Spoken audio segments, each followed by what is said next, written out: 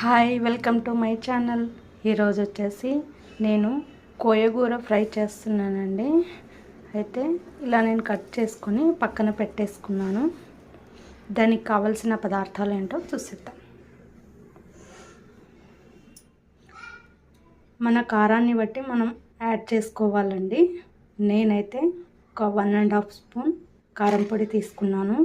అలాగే 1/2 tea spoon జీరా పొడి, అలాగే 1/2 టీ స్పూన్ ధనియా పౌడర్, అలాగే 1/2 టీ స్పూన్ పసుపు, అలాగే పోపు దినుసులండి, అలాగే రుచికి సరిపడా సాల్ట్, ఒక medium size tomato, 1 table spoon అల్లం వెల్లుల్లి పేస్ట్, 1 రెబ్బ కరివేపాకు, అలాగే కొత్తిమీర, అలాగే నేను 6 వరకు పచ్చిమిర్చి తీసుకున్నాను.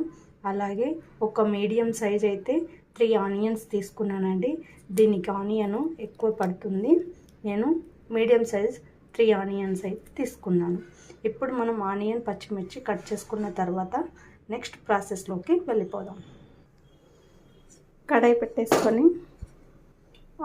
ఆయిల్ అయితే యాడ్ చేసుకుందామండి. నేను ఫ్రై చేస్తున్నాను కదా, కొంచెం ఆయిల్ ఎక్కువ పడుతుంది. మీకు కావాలంటే తక్కువ కూడా యాడ్ చేసుకోండి.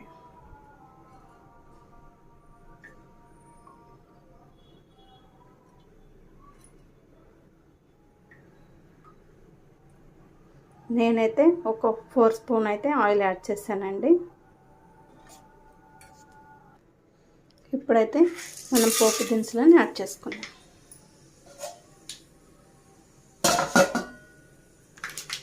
చిటపటలు ఆడుతున్నాయి కదండి. ఇప్పుడు మనం కట్ చేసి పెట్టుకున్న ఆనియన్ పచ్చిమిర్చి యాడ్ చేసుకుందాం.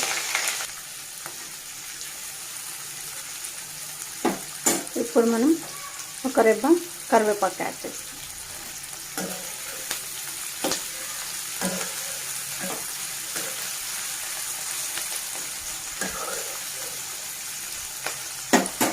ఆనియన్ బ్రౌన్ కలర్లో రావాలండి. మూత పెట్టేసుకోండి, చూద్దామండి.